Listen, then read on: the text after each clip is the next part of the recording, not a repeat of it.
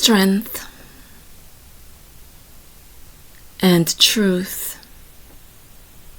are feminine aspects of the Creator, and I will prove it to you. You wanted a whore, but a lady showed up. You listened to her for years, fantasizing about her, thinking that she's whorish, and then you watched her for years, thinking the same thing. She was speaking, but you were not listening to or hearing her or her words. Instead, you focused on her ample bosom, wondering how to approach her, hoping for the best, but expecting to be dismissed. You were shocked when she took the time to listen to you and to offer gentle words of advice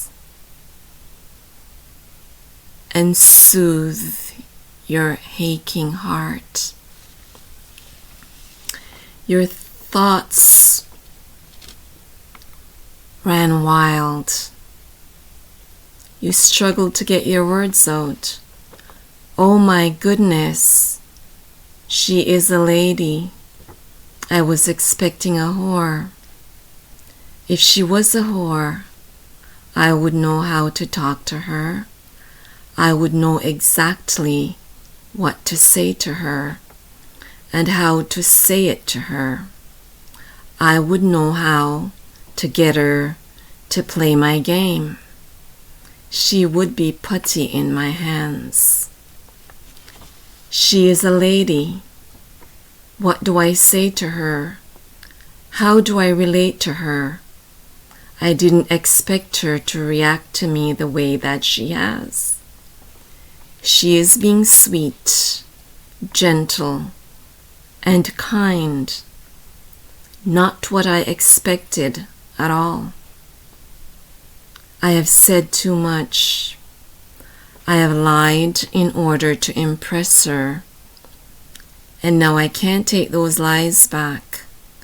It would be so easy if she was a whore.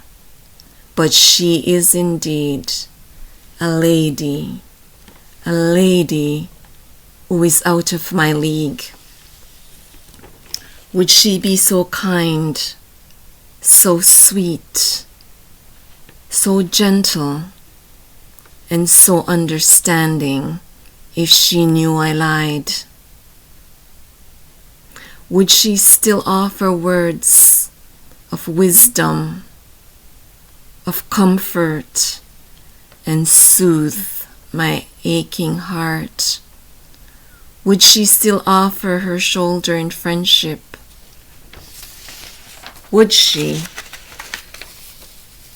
block me and send me away and dissolve the friendship that we're building? Questions upon top of questions. What do I do? I'm just going to disappear from her life. I'm going to ghost her until I figure myself out. I am certain that once I get myself together, I will be able to relate to her on her level. Oh, I took too long, and now she's gone. No goodbye, no so long, no see you later. I took too long. Men have been trying to figure women out since biblical times, and they haven't been able to, because women are strength and truth. And I will prove it to you. Out of darkness comes light.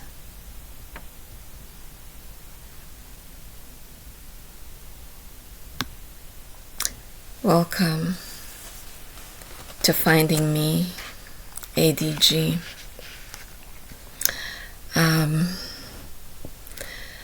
I'm naming this platform Finding Me, ADG, because I've been told several times that I'm here in this creation.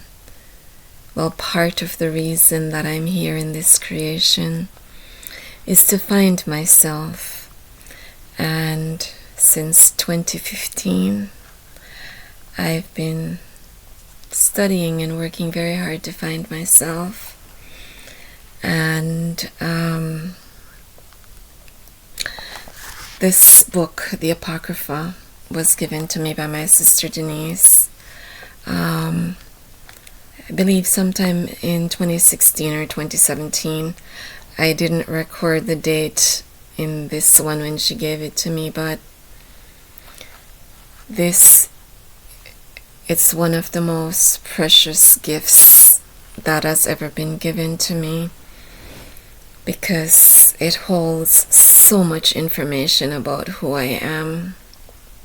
And I said earlier that strength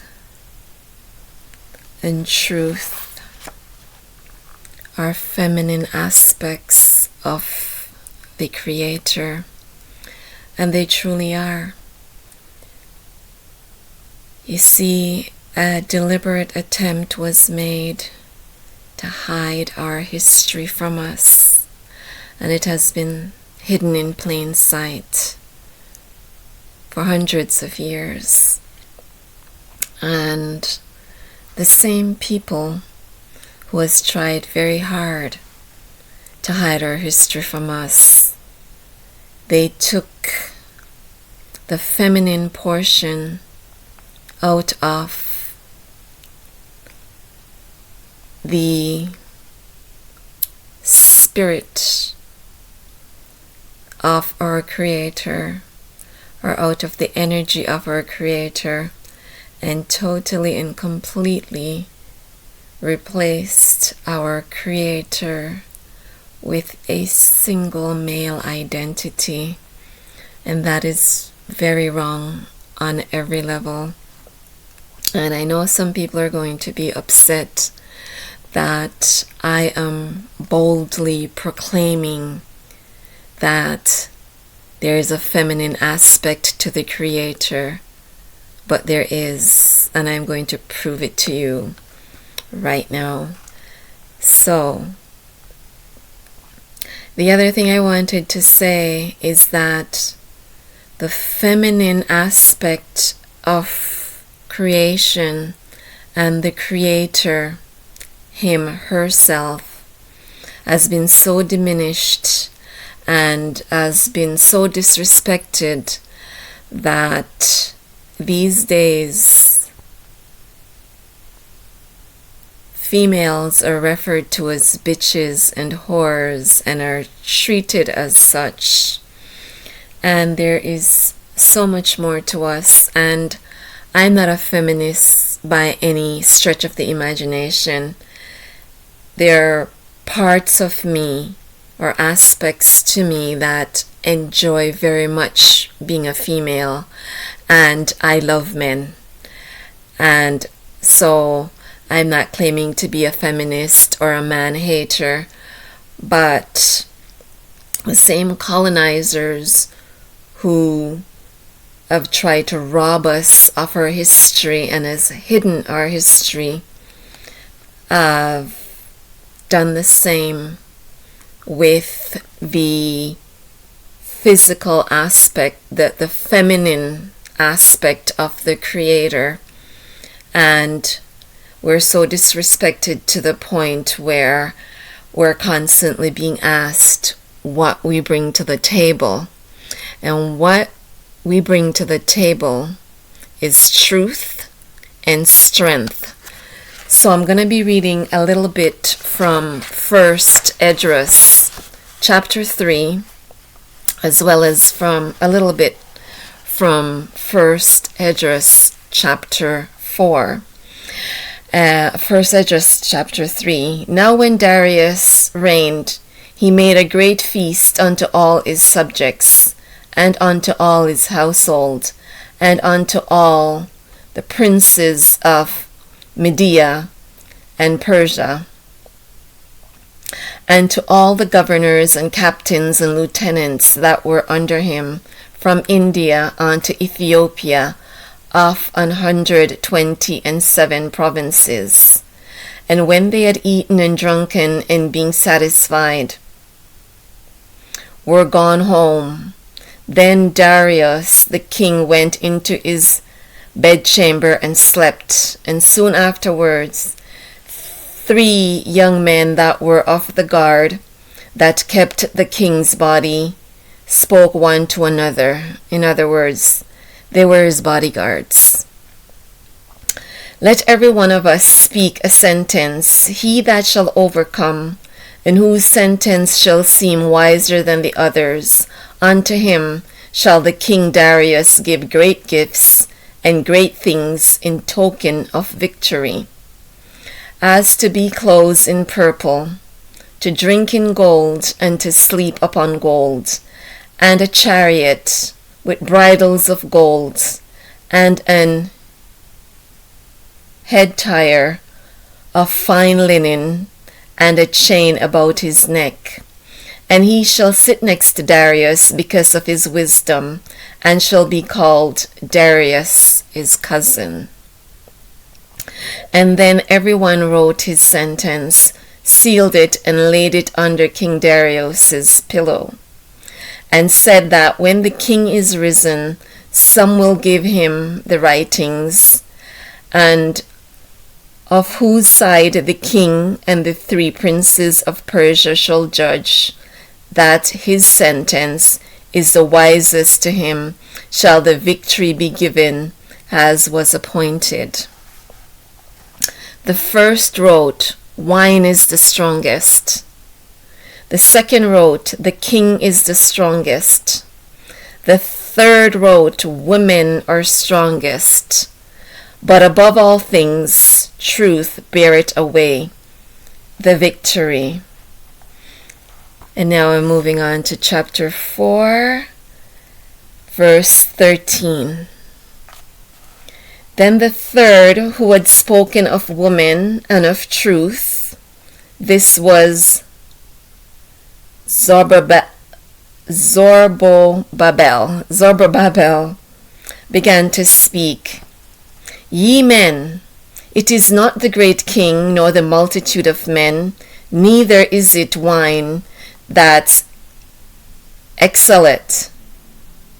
Who is it then that ruleth them, or has the lordship over them? Are they not women? Women have borne the king, and all the people that bear rule by sea and land. Even of them came they, and they nourished them up, that planted the vineyards from whence the wine cometh. These also make garments for men. These bright glory unto men, and without women cannot be men. Yea, and if men have gathered together gold and silver, or any other godly thing, do they not love woman, which is comely in favor and beauty? And letting all those things go, do they not gape, and even with open mouth fix their eyes fast on her?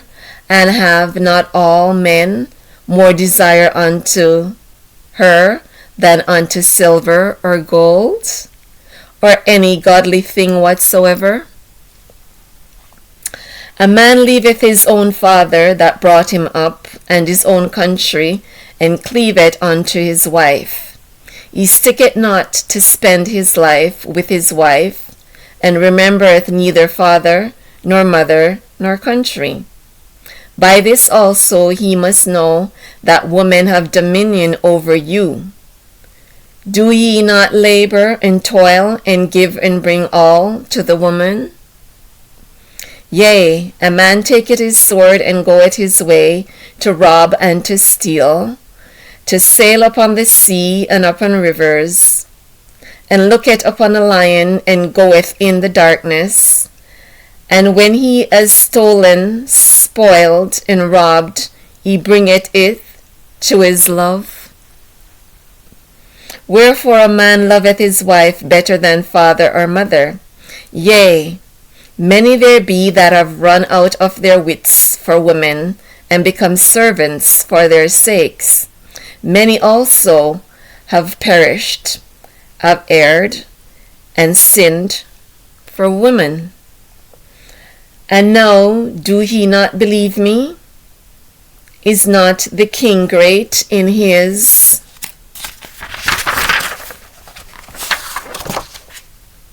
power? Do not all regions fear to touch him? Yet did I see him, and Apame, the king's concubine, the daughter of the admirable Bardacus, sitting at the right hand of the king, and taking the crown from the king's head and setting it upon her own head. She also struck the king with her left hand. And yet, for all this, the king gaped and gazed upon her with open mouth. If she laughed upon him, he laughed also. But if she took any displeasure at him, the king was fain to flatter, that she might be reconciled to him again. O ye men, how can it be but women should be strong, seeing they do thus? Then the king and the princes looked one upon another, so that he began to speak of the truth. O ye men, are not women strong? Great is the earth, high is the heaven, swift is the sun in his course, for he compasseth the heavens round about, and fetcheth his course again to his own place in one day.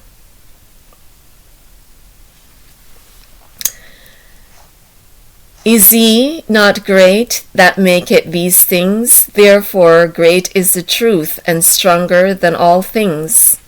All the earth crieth upon the truth, and the heaven blesseth it. All works shake and tremble at it, and with it is no unrighteous thing. Wine is wicked, the king is wicked. Women are wicked, all the children of men are wicked, and such are their wicked works, and there is no truth in them. In their righteousness also they shall perish. As for the truth, it endureth, and is always strong. It liveth and conquereth for evermore. With her there is no accepting of persons or rewards. See how truth is referred to here? Let me read that again. With her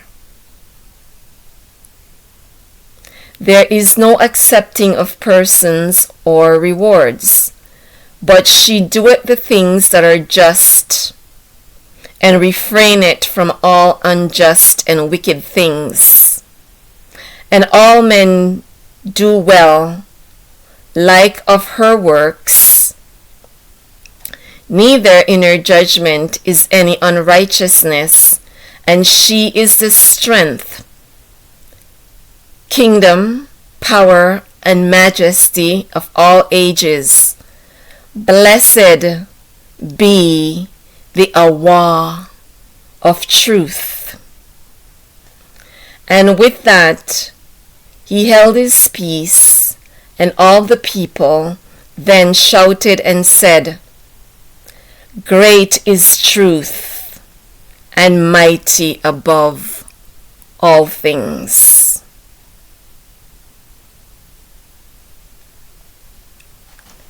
So there you have it. In biblical times, strength and truth was referred to in the feminine, and they've referred to truth as her, she. So we need to get busy on learning everything they've taught us about history. We need to read. Here's a good place to start. We can find ourselves in these pages. We can find the truth in these pages. There is a reason why certain books were taken out of the Bible, because they speak truth to power. So yeah, this is a new channel that I've started, and I will be going through this page by page and sharing the fruits with you. So please do not forget to like, share, subscribe, and comment. This is Finding Me, ADG. Until next time, Shalom.